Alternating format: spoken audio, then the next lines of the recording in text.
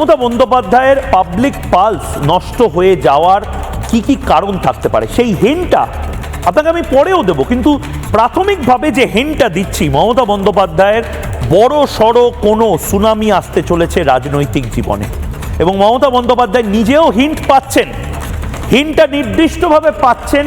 তার কারণ মমতা বন্দ্যোপাধ্যায় তার বডি ল্যাঙ্গুয়েজ, তার রেগে যাওয়া, তার বারবার অসহিষ্ণু হয়ে বলা, আরে তোমরা কথা বলছো না কেন, এটা কিন্তু মমতা বন্দ্যোপাধ্যায় করতেন না। আমি যতদূর মমতা বন্দ্যোপাধ্যায়কে চিনি একজন রাজনীতির ছাত্র হিসেবে, মমতা বন্দ্যোপাধ্যায় কিন্তু অসম্ভব মানুষের সাথে কথা বলতে ভালোবাসে।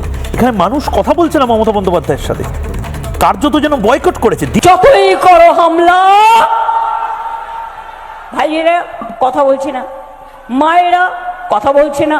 কি স্বরূপনগরের মাটি, ভোটটা দেবেন তো তৃণমূলকে। যে জিনিসটা নিজে বুঝতে পারছেন সেটা বোঝানোর চেষ্টা করছেন, কিন্তু কি অসহায় তিনি বোঝাতে পারছেন না। বড় হামলা, চুপ, কেউ কথা বলছে না।